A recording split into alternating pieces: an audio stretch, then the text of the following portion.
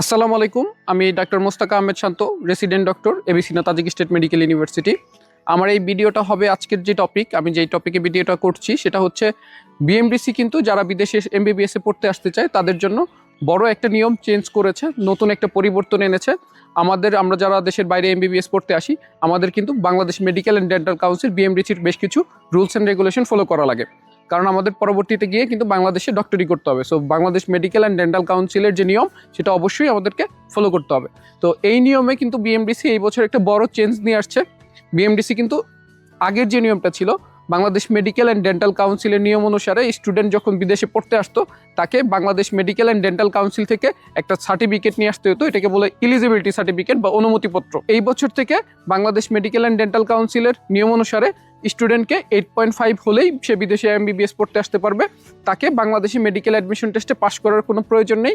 So student এখন থেকে medical admission টেস্টে পাস না করেও সরাসরি বিদেশে এমবিবিএসে অ্যাডমিশন নিতে পারবে। সেক্ষেত্রে স্টুডেন্টকে কিন্তু এলিজিবিলিটি সার্টিফিকেট আর বিএমডিসি থেকে নিতে হবে না, কারণ বিএমডিসি এই সার্টিফিকেটটা দেওয়া এই বছর থেকে বন্ধ করে দিয়েছে। বিএমডিসির নিয়ম অনুসারে যে কেউ এখন থেকে 8.5-এর উপরে হলেই বিদেশে এমবিবিএস পড়তে পারবে। বাট সেক্ষেত্রে অবশ্যই আপনি যেই মেডিকেলটা চুজ করবেন, যেই দেশেই যাবেন, সেই মেডিকেলটা কিন্তু অবশ্যই আপনাকে বাংলাদেশ মেডিকেল ডেন্টাল কাউন্সিল দ্বারা অনুমোদিত হইতে হবে, এবং সেই মেডিকেলটা কিন্তু অবশ্যই ওই দেশের গভর্নমেন্ট এবং ওই দেশের মেডিকেল কাউন্সিল দ্বারা স্বীকৃত হতে হবে। সো অনেকেই দেখা যায় যে অনেক কম খরচে বিভিন্ন দেশের থার্ড ক্লাস প্রাইভেট মেডিকেলগুলোতে ভর্তি হয়। তো আমি এই ব্যাপারে আপনাদেরকে সতর্ক করব যে আপনারা ইউনিভার্সিটি চুজ করার ব্যাপারে সতর্ক থাকবেন। ইউনিভার্সিটি ফুললি ইংলিশ মিডিয়াম কিনা, ওই ইউনিভার্সিটি ওই দেশের মিনিস্ট্রি অফ এডুকেশন বা ওই দেশের মেডিকেল কাউন্সিল দ্বারা স্বীকৃত কিনা, এই বিষয়গুলো আপনারা খেয়াল রাখবেন। আদারওয়াইজ কিন্তু পরবর্তীতে এমবিবিএস পড়ে গিয়েও আপনি বাংলাদেশে লাইসেন্স পরীক্ষা দিতে পারবেন না।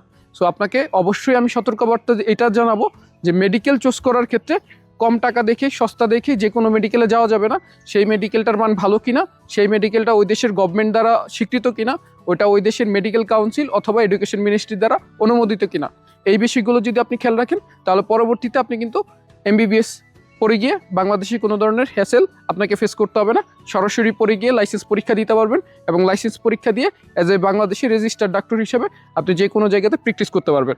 এছাড়া পরবর্তীতে চাইলে আপনি বিসিএস দিতে পারবেন। এছাড়া বাংলাদেশে পোস্ট গ্রাজুয়েশন করার সুযোগ আছে। আপনি অ্যাজ এ বাংলাদেশি ডক্টর যা যা করতে পারে আপনি কিন্তু বিদেশ থেকে এমবিবিএস পড়ে গিয়ে তাই করতে পারবেন। সো আজ এই পর্যন্তই, ভিডিওটা আমি আর বড় করব না। আপনাদের যদি বিদেশি এমবিবিএস পড়ার ব্যাপারে কোনো কিছু জানার থাকে, সেটা চায়না হতে পারে, সেটা রাশিয়া হতে পারে, সেটা কিরগিস্তান হতে পারে, সেটা তাজিকিস্তান হতে পারে, উজবেকিস্তান হতে পারে, মালয়েশিয়া হতে পারে, মিশর হতে পারে, আমরা কিন্তু অনেকগুলো দেশে এমবিবিএস স্টুডেন্টদেরকে অ্যাডমিশন করিয়ে থাকি। তো আপনারা যারা বিদেশি এমবিবিএস পড়ার ব্যাপারে জানতে চান, সরাসরি আমার সাথে যোগাযোগ করতে পারেন। যেহেতু আমরা নিজেরা ডক্টর, আমাদের প্রতিষ্ঠান ডক্টরদের দ্বারা পরিচালিত, এবং আমরা প্রায় 8 বছর যাবৎ বাংলাদেশি স্টুডেন্টদেরকে বিভিন্ন দেশে অ্যাডমিশন করছি এমবিবিএস এ। সো আপনারা আমাদের সাথে যোগাযোগ করতে পারেন। আজ এই পর্যন্তই, সবাই ভালো থাকবেন। আসসালামু আলাইকুম।